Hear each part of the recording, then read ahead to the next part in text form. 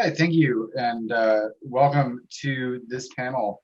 We're going to be talking for the next hour about uh, some of the reasons that we dress up like plastic spacemen and walk around and do all this stuff, including, some things that are downright uncomfortable. One of the things they don't really tell you in the recruiting brochure is that armor can bite after a while. You know you've been to a good troop when you look at your arm and you've got these marks on it. I do want to point out that we are at $605 in donations, and I would like to see us hit 700 at the end of this hour. So if you have not donated, we are supporting Make a Wish. We've got a great raffle going on. So for every $5 that somebody donates, you get an entry into that raffle. If you go to inferno-con.com, sorry, that's kind of a mouthful, and click our charity tab there, you'll see a list of the raffle items. It is quite a list. My son has not stopped bugging me about donating so that he can be part of the raffle. So like I said, we're at 605, and I'd like to see us get to 700 by the end of the hour. So dig deep. We all spend more for this for more than this for our props and things like that, and this is for a great cause. Okay, guys, we're going to start with some introductions. So we have Dave, James, Whitby, and another James with us today. So James Beveridge, why don't we start with you? Why don't you tell us who you are and a little bit about yourself? Yeah. So I know I've been on a couple of these panels already, but for those who have not met me, I am James Beveridge, also known as TK79347. I joined Inferno Squad back in November 2018, so I've been in it for close to about a year or two. My main costume is a New Hope stunt TK, and I recently just got a snowy kit that I am ready to get on one of these days. Just need to make some few adjustments. Very good. Well, let's. We did so well with the first James. Let's jump to the second James. Why don't you tell us a little bit about yourself? I'm James Silvius. I'm from the Galactic Central Squad. I kind of did things a little awkwardly when I joined in. I got up in February, but because all the paperwork I saw, it said TK ID on everything, so I thought you had to build a TK to start. So it took me a little while to get my TK built up. Couple of armor parties, and we got it running. And then I went and I got a tie reserve and bridge crew done quick, just so that I had something that I could actually sit down in. And now I'm working on getting the full tie armor stuff done, so I can have my tie pilot. And so that's where I'm at. But I'm one of the newbies in the group. I started in February. My first troop was out in Mysticon while everybody was up at GalaxyCon in Richmond. I actually went out west to hang out with the guys out there and did GalaxyCon. So it's been interesting with the stuff that's been happening. But yep. Well, those of us who built Stormtrooper armor to start applaud you for your efforts, and I can tell you from personal experience, you can sit down in Stormtrooper armor once, and then you're sort of back to the drawing board to redo it. Whitby, why don't you tell us a little bit about who you are? Hi everyone, I'm Whitby Miller. I actually joined the 501st in the middle of the pandemic in May, so my trooping experience has been a bit more limited. I am a proud member of the Black Widow Squadron, so I love my TIE pilot. I'm also working on a Sand Trooper, which has been to a few events, and my favorite is, of course, I have this awesome video of me and a kid doing one of the TikTok dances. So not much about me. I'm still new and I'm still learning a lot, but really excited to be here. Well, if you've been with us today and you're watching now, you know that Whitby was part of a panel that happened earlier today that featured some of the women of the 501st and Inferno. And if you missed it, make sure you go back and watch it. We have that recorded along with all of our other panels. Thank you for being here today. David, Purdue, last but not least, and let me say, sir, your background is outstanding yet again. Tell us a little bit about who you are. So, like you said, my name is Dave Purdue.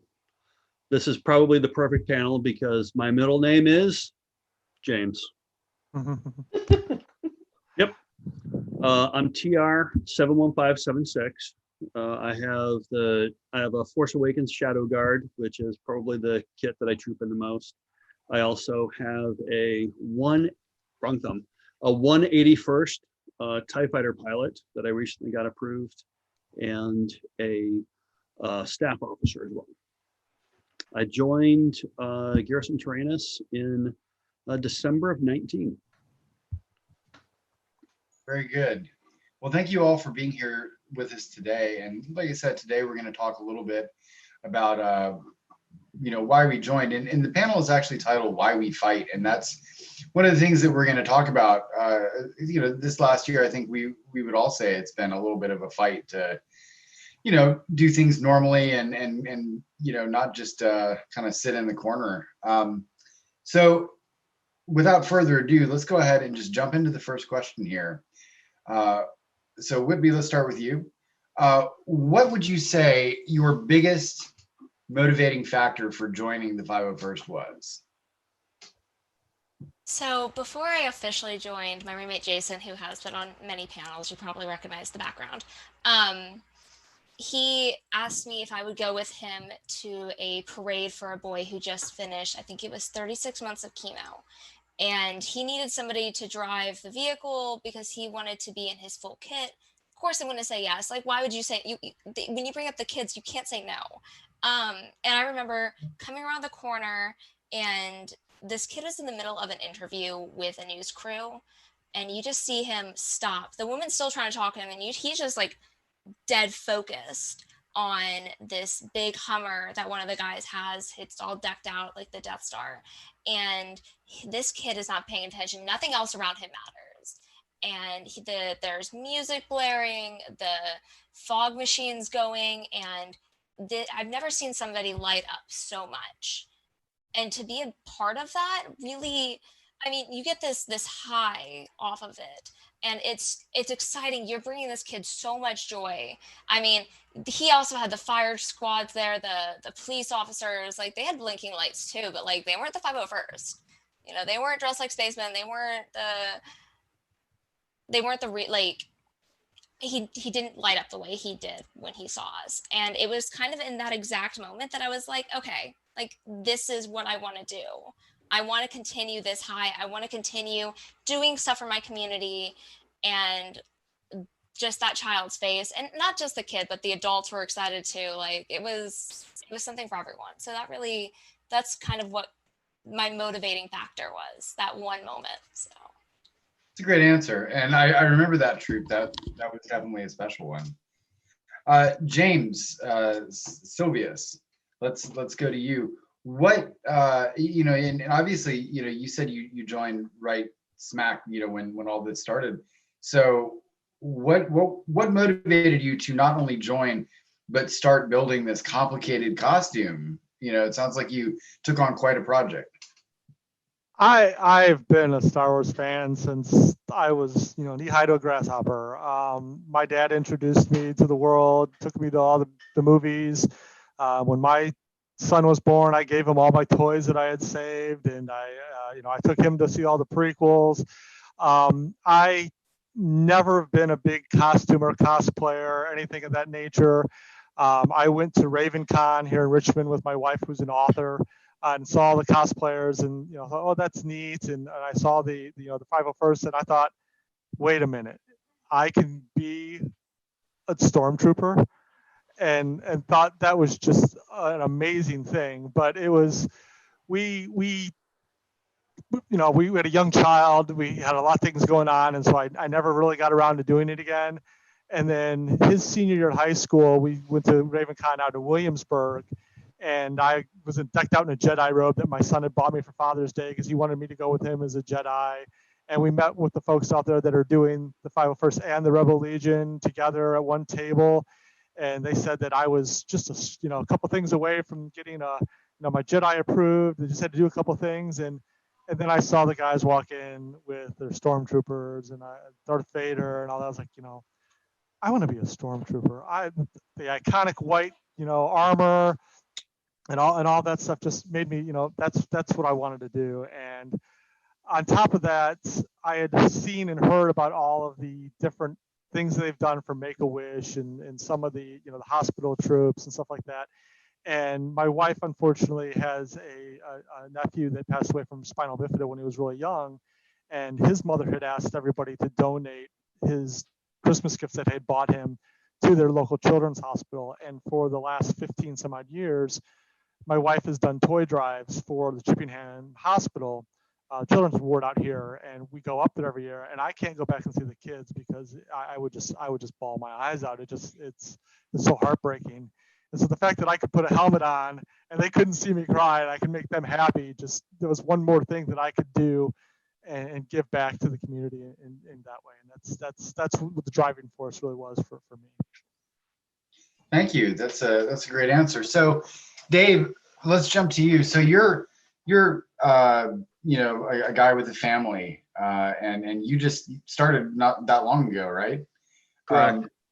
So what is it that made you, because obviously I'm sure you have other stuff that occupies your time. Why did you decide to take the time to do all this, to build costumes and be part of this group? Well, so a good friend of mine, one of my oldest friends, had been trying to get me to join the 501st for about, the better part of 20 years. 1274 is his ID. And I kind of, it's like, yeah, okay, yeah, 501st, I get it, and just never really did. Well,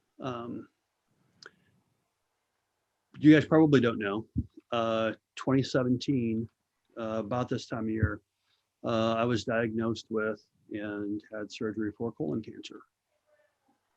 And so I spent the better part of November 17 in the hospital with surgery, recovering. And then I had to go through chemo afterwards. And so I spent basically all of 18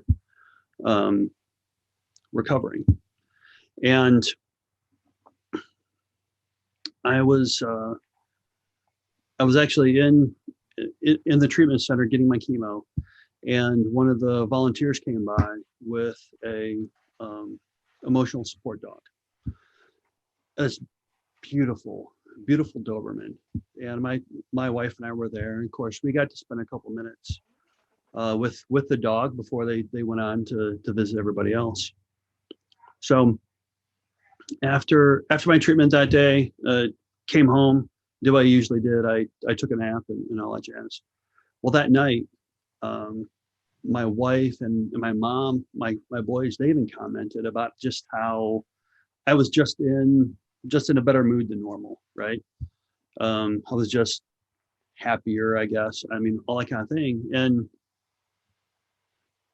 I'm kind of ashamed to admit it, but when they made that comment and I thought back to that dog from earlier that day, that is when it clicked. I mean, that is absolutely when it clicked, and it made sense that, you know what, this isn't, when we go out and we do these hospital visits, I mean, you're there with people for, 10, 15 minutes in a room, and then we go on. And the impact that we can have on people isn't just that 10, 15 minutes. I mean, look, this was 5 minutes with a dog that tried to eat the sandwich I was trying to eat for lunch, right? And it had an impact on me the entire rest of my day. So at that point, my conversations with Todd 1274 came back, and I'm like, I'm in it to win it.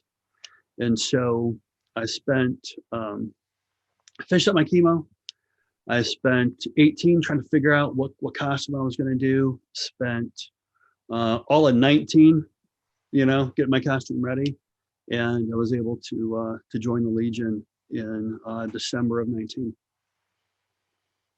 Thank you very much. That was a story that I think a lot of people will really identify with. Thank you for sharing that with us.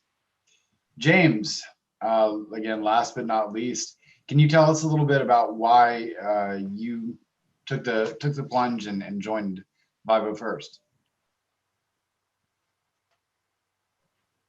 I think you're muted, James.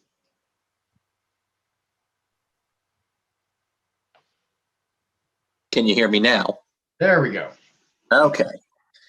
See, such my luck, always having technical issues. Okay, so let's wind the clock back to 2015. At this point, I was still working over at Regal Cinemas at my local movie theater. The new teaser that released back in 2014 for The Force Awakens just came out. And at that moment, for me, it was just like, oh, it was more of a curiosity than it was like more of a hype, because, I didn't know what to expect from these new movies. Fast forward to around spring of 2015, and the second teaser comes out, and I'm sitting, behind concessions on my phone, and I'm watching this teaser, and I was practically speechless about what I just saw. Like, the hype levels, just the hype that I had not felt since I was a young kid. Like when I first went to go see episode 1 back in 99 when I was 7. Like, seeing that again, it's just like I cannot wait till December. This is going to be amazing. And I found myself, just hyping myself up. And then around that same time, I had watched some Star Wars videos, and I came across on YouTube this documentary, and it was the 501st Legion back in 2007, back when they did the Rose Bowl parade, and it highlighted some of the members, why they joined, what they did for a living, and I was watching, just like, wow, I didn't think it was that easy.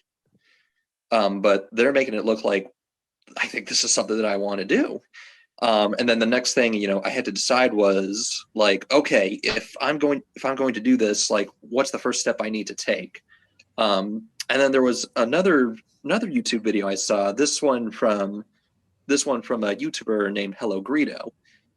He had a YouTube video, basically highlighting that, he got questions about, where do you get stormtrooper armor?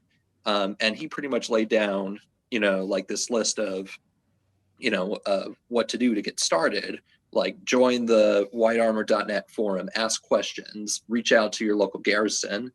And then it was that point where I thought, you know what, I'm going to do it. I'm going to get me a thing of stormtrooper armor. And then I put in an order for a kit, waited for a year to come through. I got it. And then for the next year or so, it was just a matter of going to armor parties and getting it set up together. And slowly but surely it went through. And it was funny, like the night that we took our approval photos, like 3 of the members were like so adamant of me getting my armor complete. They were just like, you are not leaving this garage until we get this armor finished. We're doing this right now. And they did. They took the photos, and next thing I know, October 2018, I was approved, and I was in it to win it. And I've been proud to have worn the white armor for the brief time that I've had so far. And yeah, I look forward to the many more years.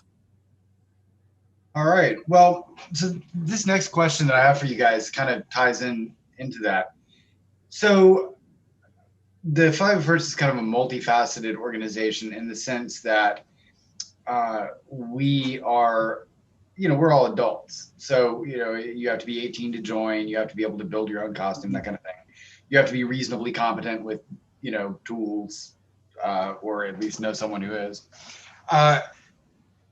So how do you balance this being an organization for adults where sometimes we do things that are for ourselves, like conventions are things where we go and we celebrate being Star Wars fans. But then we also have these times where you have kids and other people, but kids especially, you kind of look up to you as, you know, this action figure, this role model. How do you balance those two things? How do you balance sort of scratching your itch to be a, you know, be a fan and dress, you know, in a cool costume versus being, you know, a role model to, you know, to a kid who you know, sees you as having stepped straight out of the screen. So David, let's start with you on this one. Well, I think the thing to keep in mind is that, you know, we are all Star Wars fans, right? My favorite character is Boba Fett. Okay.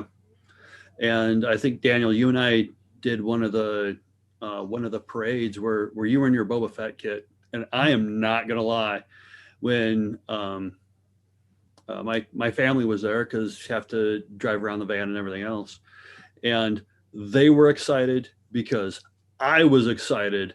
I got to do a parade with Boba Fett, right? I mean, that was cool for me, right? I mean, that is my inner nerd. But you know, there's so yeah, I mean, we get the same feelings when I was at an event a while back and had someone come up and go, hey, and look, man, this is, you know, 25, 30-year-old coming up to me and goes, hey, can I get my picture with you? Because TIE pilots were always my favorite, right? And I'm like, yeah, absolutely, man. Let's get a picture, you know? I mean, it's just that excitement is cool. Trying to wave and tease the little kids to come over so that you can, you know, so they'll get a picture. I mean, that's always fun too. It's just that excitement just gets fun. I mean, not only for us as troopers, but as fans themselves. So James Beveridge, how do you look at this problem? Because there are definitely times that you can have this issue where, you know, on one hand, you're dealing with a kid who doesn't really see you as, you know, you're not James Beveridge, you know, you're TK, whatever, you know, he thinks that you're, you know, right out of the screen, but then you're also there, you know, as you know, because you want to be there, because you like dressing, you know, as a cool character. How do you balance those two things? Yeah, no, absolutely. Like, I think, especially with young kids, like, you know, like they look up to you, you know, and you're right. They don't see the person underneath the mask. They just see, you know, what they've seen in the movies. But what's really interesting is, like, some of the questions, like, they throw you in for a curveball, and like you got to stay in character and answer as best you can. I remember one of my early troops over at opening of a comic shop. There was a young kid that came up to me, and he asked me, like, "Are you a robot?" And you know, and you know, you're a stormtrooper. It's like, what, robot? Like, no, like, you know, and it'd be real easy to say no, but I think one of the things that, you know, I like to do is, well, I'm a stormtrooper. Like, I may be a foot soldier, but I also have a backstory. So basically, you know, I was telling the kid, like, no, I'm not a robot, but I do have some cybernetics from some battles. I had my leg replaced after a battle in Sullust. I had to have one of my eyes replaced after a mission on Corellia. You know, that sort of thing. So, you know, drawing upon like the lore that, you know, sort of really adds to the character, you know. All right. Second James here. How do you think that these two things can be balanced? You know, how do you kind of deal with people who see you as one thing when maybe you're there to do something else? I've got a little bit of experience dealing with the younger crowds because I've done a lot of coaching for sports, mentoring for scouts. I did marching. I was, leadership in my son's marching band group. All of my siblings, younger children, are younger than I am, much younger than I am, and they've got young kids now. And so I've got a little bit of experience dealing with that younger group. And I like the fact that I can be that person that they're expecting to see. I'm in it to be because I'm the fan and the hugest fan that I could be. Just wanted to be that white armor, but I also realize that I am that representation to them of something that they saw on TV, and so it's a neat balance to be able to pretend that I'm that guy that just walked down the hallway in the Death Star, and they get to see me and meet me and and shake my hand. I think the biggest issue that I have though is still to this day is that I don't think we give enough props to our handlers, because I am always terrified when I've got someone that's 3 foot coming running at me, because as soon as they hit about the 5 foot mark, I can't see them anymore, and all of a sudden I've got arms around my leg, and I'm just like, hey, what's going on? And it's just being able to say, yeah, I'm a super fan and that's why I'm dressed up, but also realizing that you've got that person that seeing you and is starstruck. It's like when you go to these premieres and stuff and you see that actor that you're really really excited about seeing, you're that person. You've got to realize that and make sure that you take that into consideration when they're interacting and talking with you, so that they understand those things. And it's we've had folks, a couple of our troops that they've been terrified to see us, younger ones that are, oh my gosh, that's scary, and their older siblings are like, oh, you got to come see me. It's like, don't force them, let them come to us. So they'll walk around the con a couple of times before they finally get a little closer, and then they want to put their hand out and touch your armor, and said, hey, that's it's kind of not as cool anymore with the social distancing, but being able to have that interaction and be able to see them and just see how, like Whitney was saying earlier, is when you see that kid's eyes just pop, you're just like, you've done something just awesome for them. And that's one of the biggest things is I just think it's cool. Yeah. Thank you. So Whitney, kind of sort of a follow-up to this, have you ever encountered a situation, and I know you haven't been trooping real long yet, but have you ever run into a situation where someone saw you doing something that wasn't, you weren't quite in character yet? How did you handle that? Well, there was an event where we were doing a parade. Another child who had finished his chemo treatment, and there were a bunch of Disney princesses there.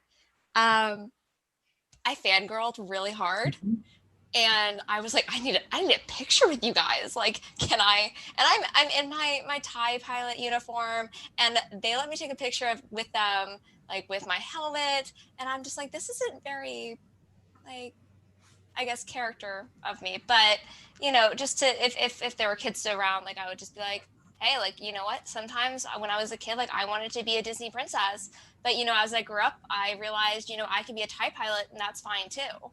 And then there were other times we went to a registration event for a virtual 5K for Histio. And there were some young children in the neighborhood who especially the little girls, they were kind of nervous, like they didn't really want to go and take a picture with us. And at that moment, like, you kind of have to come out of character just a little bit. I removed my helmet, I had my balaclava on, and I was like, hi, like, I'm a human, like, I'm also a girl, like, this is fine, we're not scary. And I explained to them, I was like, these are my coworkers. It's like, we all work together on a daily basis. They're all very nice people. And one of the little girls just asked everyone kind of to remove their helmets. She did tell David that he had the prettiest eyes. We all melted. And, it's just, sometimes you have to determine when you have to come out of character slightly, but you can still work around it. And the little girls eventually were comfortable enough. They took pictures with us. Mhm. But trying to figure out every event, something new happens. Oh, is that a real gun? It's like, yes, but it's set to stun. Earth rules say that it can't be on full fire, and they're just like, oh, that's cool. Like just finding little ways around it it's a challenge, but it's fun. Thank you. And that's actually going to lead us into our next question quite nicely. Before we get there, again, I want to point everybody to the little widget on the bottom of the screen that says "Make a Wish." If you haven't donated yet, take just a minute and contribute whatever you can. That's one of the reasons that we're talking about what we are today. It's very important to us to support charities like this, and I think you'll find as we go through the rest of these panels that a lot of people will talk about how important that charity aspect is to us. So I'm going to raise a topic now that is, well, it can be touchy within the 501st ranks. We've had memes about this, and we've had some heated discussion, but I'm going to ask it here, and we'll see what happens. So the question is, when we're at troops, is it okay to take your helmet off, or does it need to stay on? And obviously the argument for keeping it on is, none of the characters in the movies really take their helmets off. But the counter side to that is what Woodby was just talking about. And I think if you've been trooping for any amount of time, you've seen that sometimes kids get scared, or there's another reason to take it off. Where do you fall on that question? And let's start with James Silvius. I guess I am probably one of the newer guys on the panel here. I've heard that just recently, that it's supposed to be an actor thing, and you don't take it off unless you're off stage or something like that. But you got to realize that we're not professionals. We're not getting paid for this. We're doing this out of the goodness of our hearts and charity, to do charity work and stuff.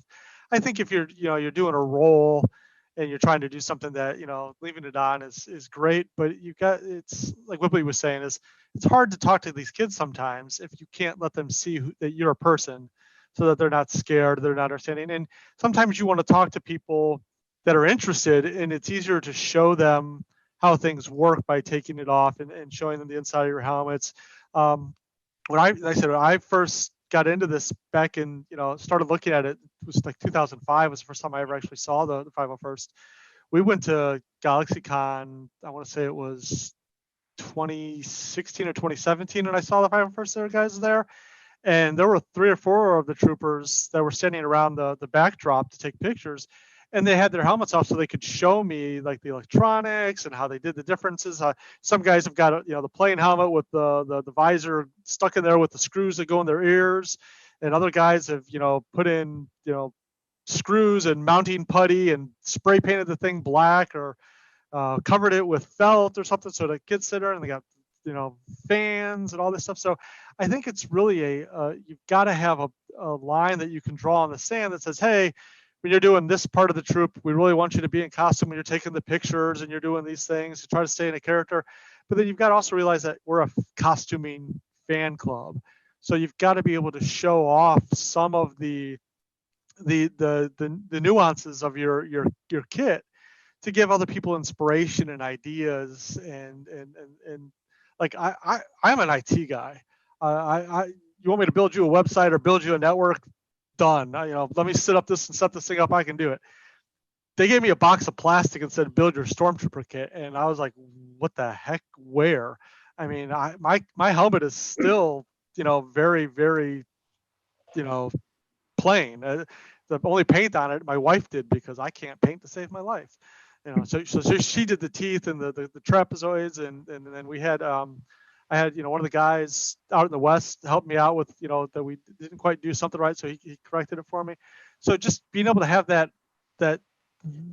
opportunity to split those things and share, I think is really helpful, especially if we want to grow the groups. Sure, that's a great answer. David, where do you fall on this important divisive question? Helmets on or off? I think it depends. And the got my fingers going the wrong way. The event that Whitby was talking about for the Histio TIE fighters, right? I'm there in my shadow guard. There's a Ray. I'm sorry, a little kid dressed up as Ray and a little kid dressed up as Kylo Ren. I have an 8.5 foot long saber pike with me. Of course, we are gonna have a lightsaber battle, or 4, right? Awesome, great time. Well, there's not a whole lot of airflow in that, so after a lightsaber fight, I would, step around back, take my helmet off, flush out some air and everything. I've got fans, but not enough when I'm playing around like a kid, right, with a bunch of kids. So, fine. However, when a 4-year-old girl looks at you and says, "Take off your helmet," guess what? You take off your helmet and you do it quickly because, so I'm kind of on there's a time and a place for it, stay in character, but you'll kind of like Roadhouse rules, right? When, keep your helmet on until it's time to take off your helmet. Well, how will I know? I'll tell you when to take off your helmet, right? All right. Now, Whitby, I know that you kind of touched on this earlier. So I'm going to sort of move past the, should you, shouldn't you, and just ask you, what do you think is, when you do that, when you see a kid and you take your helmet off, what is the most important message that you're able to send by doing that? Especially being a female, I love being able to say, hey, look, anybody can be a TIE pilot. Anyone can be a stormtrooper. There is no box that you have to fit in to be in the 501st. We are all a bunch of nerds who love to nerd out with other nerds. And if you want to do something, like, go and do it, and you will find your support group. I also, especially with kids, like, I want them, when they look like they're scared, I want them to know, like, we are just people wearing a bunch of plastic, and we might look scary, but, like, really we're kind of cool. I mean, just a little cool.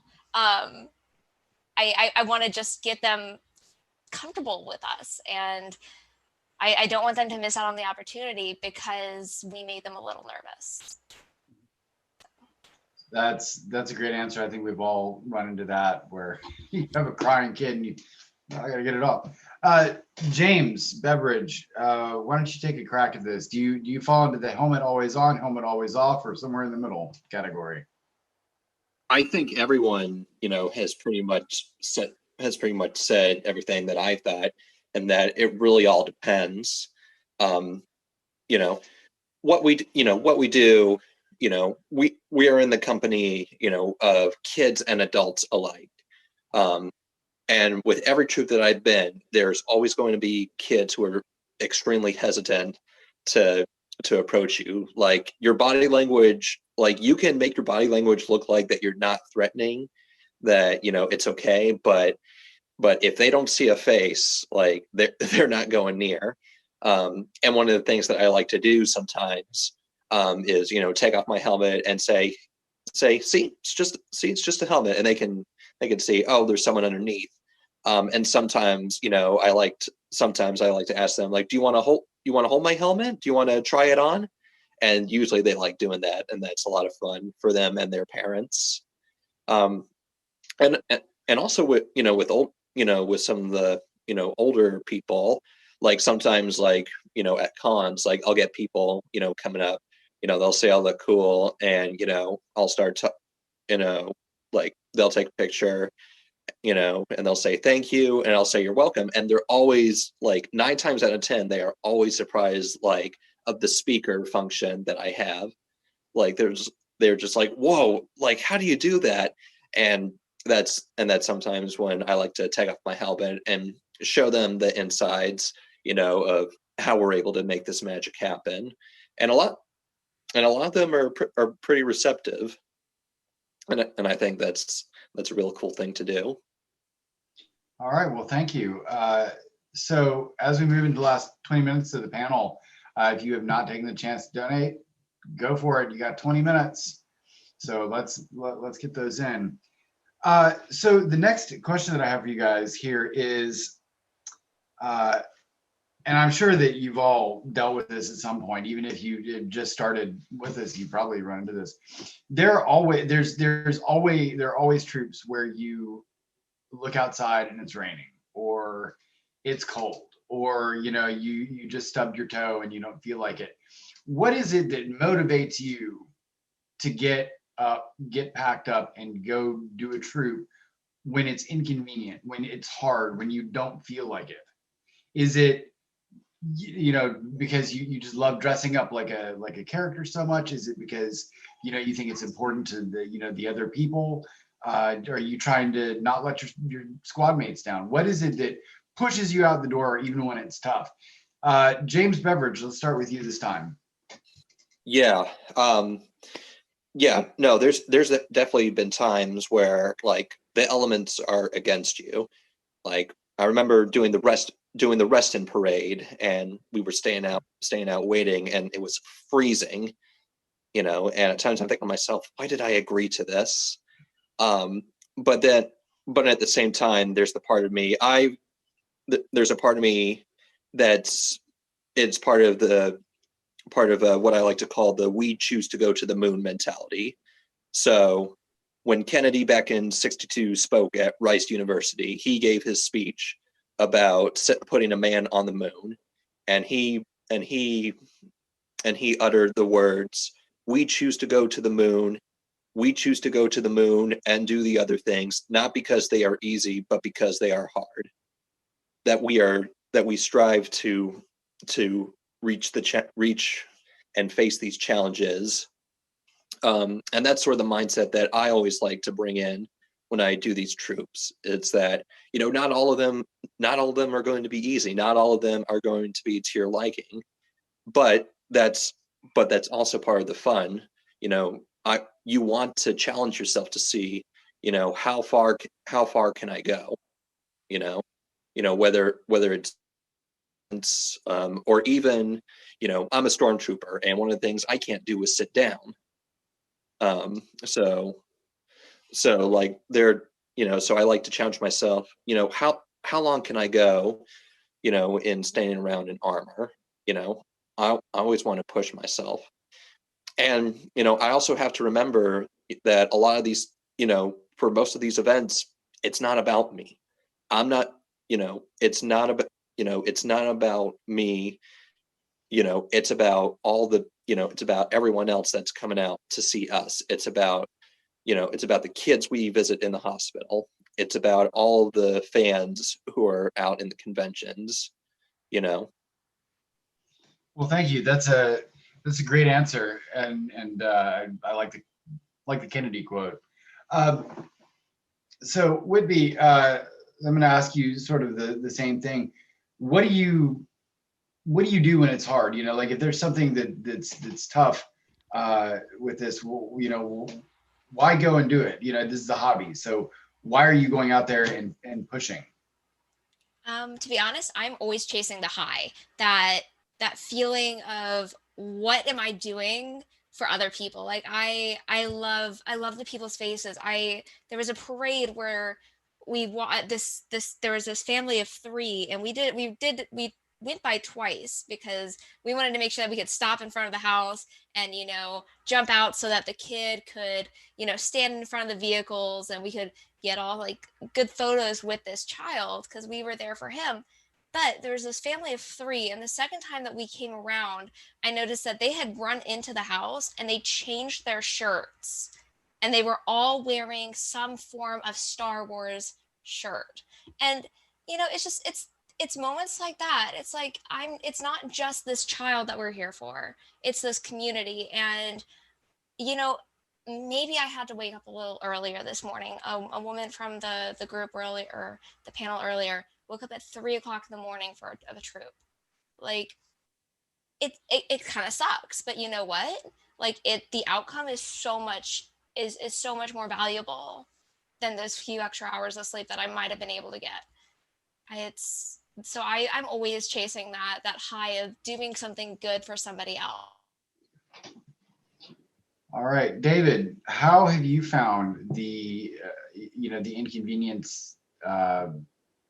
Is this something that when you have to push yourself, you're able to do? That look on the face.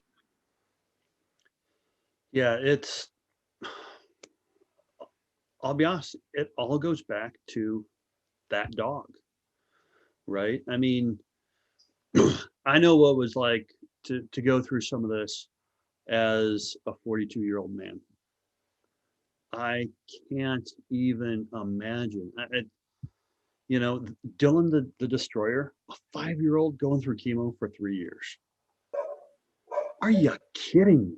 I just no. No.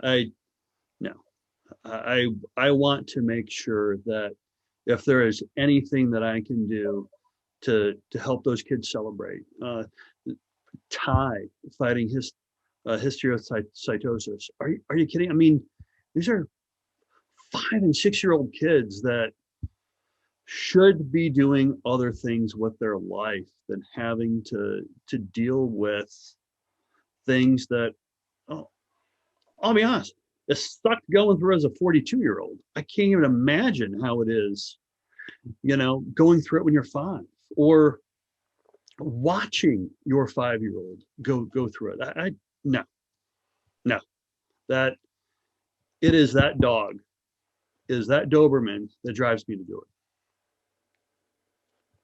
Thank you. All right, James, you're gonna finish this one up for us.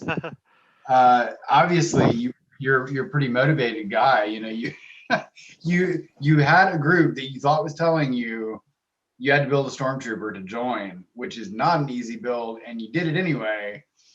So tell us, what is it that pushes you to do this stuff? That's hard, that's inconvenient. The two things that always come to mind to me are, one, the camaraderie, just the feeling of family that I've gotten from our garrison is amazing. I mean, I put out the note to the garrison once I got my big brown box day, and I had people messaging me left and right saying, "Hey, let us help you.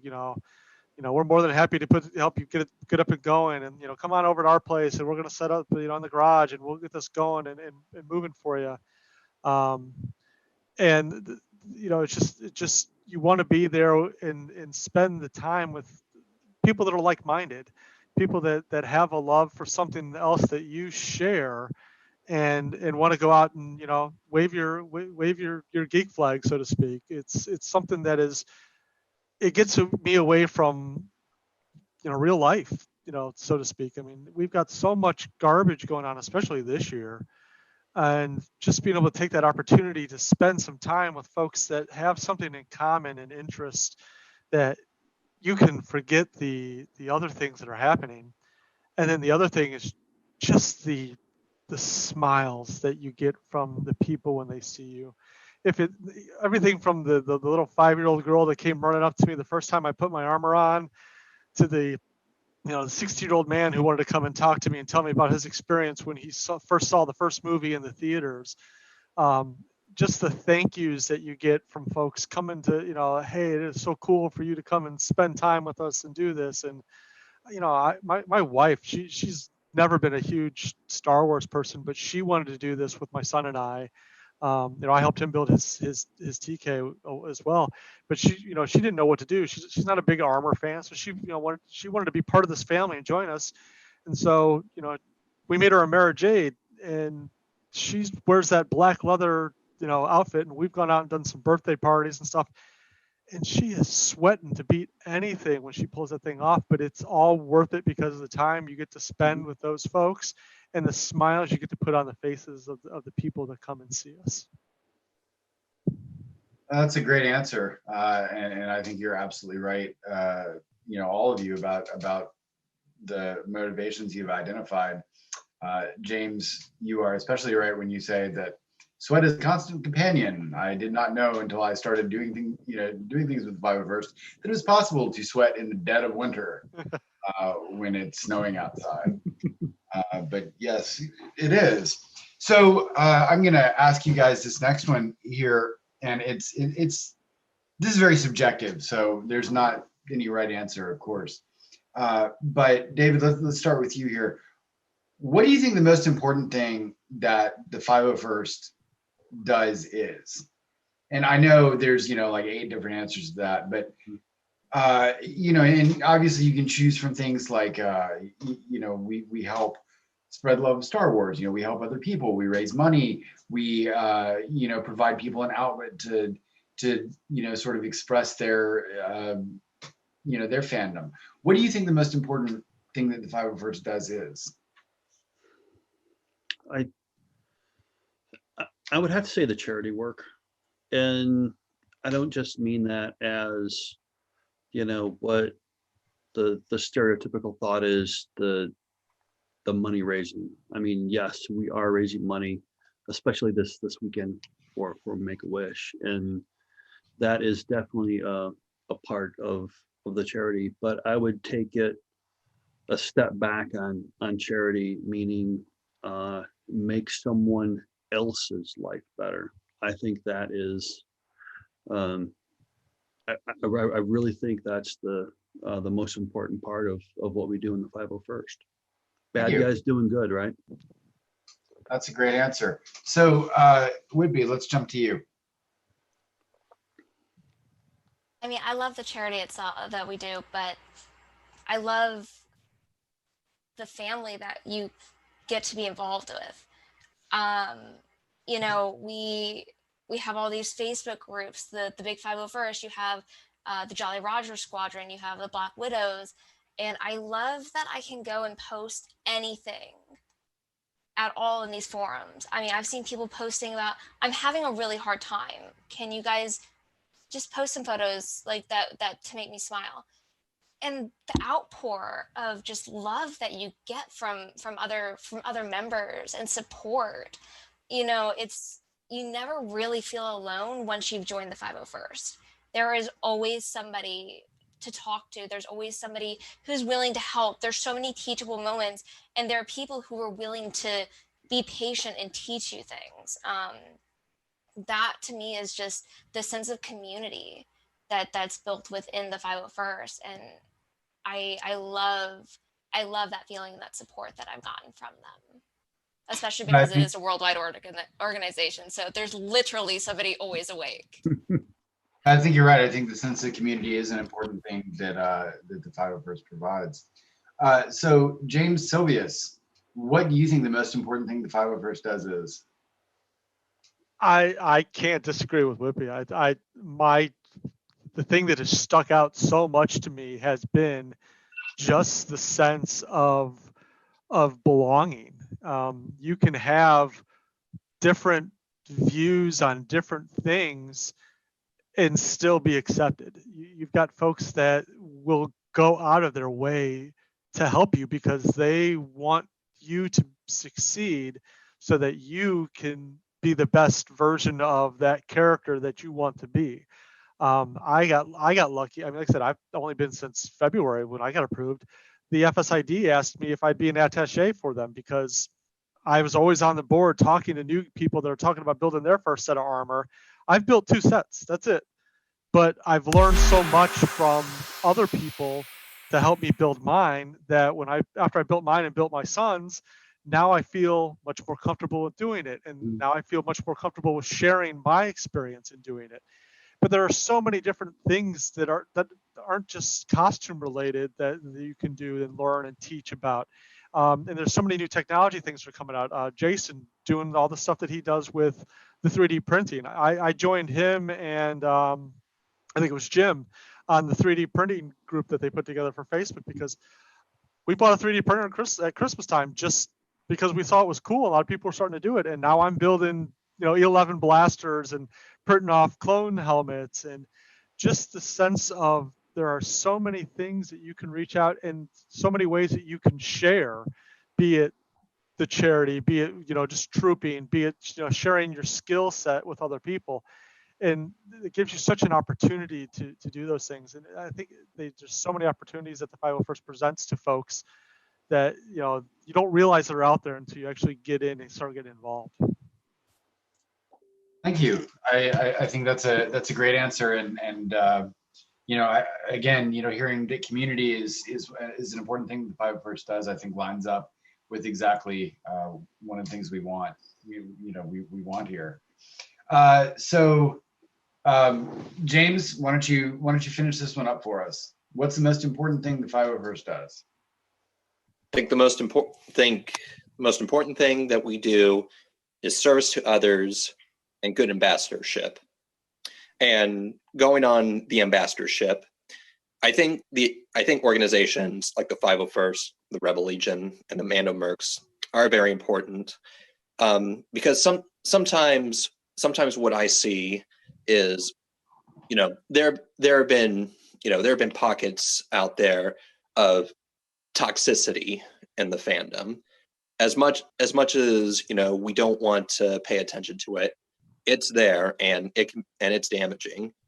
And there are people who don't want anything to do with Star Wars because of that taint. Well, this is why I do what I do with the 501st Legion. I want to show people that no, the Star Wars fandom is a whole lot more than what you see through some sensationalist website or people just trying to spread vitriol. What we do is important, not just to share love for Star Wars, but also showing that we live in these communities. We want to give back to them in whatever way we can. And I think, you know, if we're able to do that, we will have done a great service, not just for our communities, but the Star Wars fandom entire. And you know what? It's one of those things where it's not easy. You don't necessarily, you know, make a difference, you know, after one troop or two. It's one of those things where you have to keep going. You have to keep making that push. But I will say, I guarantee you that it will be extremely worth it in the end. All right. We have time for one more question. We're going to run just a couple minutes over. So that means if you're sitting at home watching, you still have a couple minutes to donate and get us all the way to $700 of our goal. So the last question for you guys is, I want you to take just a minute and imagine that time has passed and you are wrapping up this chapter in your life. What is it that you want to leave behind when you're done, when you're finished with the 501st and costuming and all that? What is it you want to leave behind? And let's see, James, you finished up the last one, so let's start with you. What is it you want to leave behind? I just want to leave behind the good memories that I've shared, you know, with all the people that I've met. Ever since joining, like before joining, like I never imagined myself like, you know, meeting like all these people, you know, not just here in Virginia, but from the nation and even the world over. And it's real amazing, like, you know, meeting all these people and learning about their experiences. And I'm hoping the legacy, you know, part of the legacy that I leave is that, when kids grow up, you know, into their adulthood, you know, they'll be able to call back and share with their loved ones, you know, about what the 501st did for them. And it doesn't even have to be anything significant. It can be something as simple, you know, as some of the drive-by parades that we've done. But as long as that memory sticks, I think we would made a tremendous difference, and I would call that a mission success. All right, thank you. We did so well with the first, James. We're going to jump right to the second one. What is it? You know, I know you just started with us, but what is it that you want to leave behind when this is done for you? I'd like folks to, if they thought of me, to think of somebody that was willing to go out of their way to help them. It's been such a giving community to me that I want to make sure that I give that same back to them. There's just so much that is available and that is out there and is needed, that I think that the more that we can share with each other and move forward with things, the better it is. I mean, there is so much more that unites people than there is that divides us, and we all get stuck in the sensationalism of what's happening in the outside world. If we sat down and we actually focused on the things that we enjoy doing, and shared with each other those things that we did do to make each of us better at those things, I think we'd all be in a better place. And I kind of think that's what I'd want. Okay. Whitby, so you've finished this chapter and you're moving on to other things. What is it you want to leave behind as you leave the 501st? Well, one of the things that we talked about in the panel that I was in earlier is just making sure that we always leave the world a better place than when we came in. And for me, I mean, I love the 501st. I feel so welcomed in our garrison. And I just want to ensure that every single person who either wants to join the 501st or is already a member feels the way I feel within my garrison, where they feel completely welcome to be exactly who they are. You know, they don't feel like they have to ever censor themselves or, you know, tone down the person that they are to feel like they're part of the family. That's what I would like to leave is, you know, to make sure that this group is the most inclusive group that it could be, because I know that this group is like a family. So that's what I would like to leave. That's a great answer. Thank you. All right, Mr. David, we're going to let you finish it up. When you are finished with the 501st, what is it you want to leave behind? I guess I want to leave more. And I want to leave, I want to leave more people in the 501st, right? I want to see that we've expanded, that we've grown, like what we said, that we've been able to take more people in, that what we have, that we've been able to share with people. Personal note, I have two boys. My oldest son joined the Galactic Academy. So look, there is absolutely part of me that wishes that some part of his kit, when he joins the 501st, is a piece of my kit, right? It could be something simple, maybe a belt box or a trading card box or something, but I want my boys to have a piece of something that was mine, with a group and with an organization that I have just really come to enjoy and love. And so I want them to have a tangible piece of this when, you know, my joining becomes my two sons joining. Well, thank you very much for that answer, David. And thanks to all of our panelists here today. You guys did a great job. And I hope that everybody who's joined us has, you know, gotten a chance to get to know you guys a little bit better and think about some of what we talked about. I think that just thinking about what the four of you just talked about, what we leave behind us, is as important as looking to the future. So thank you guys so much for joining us.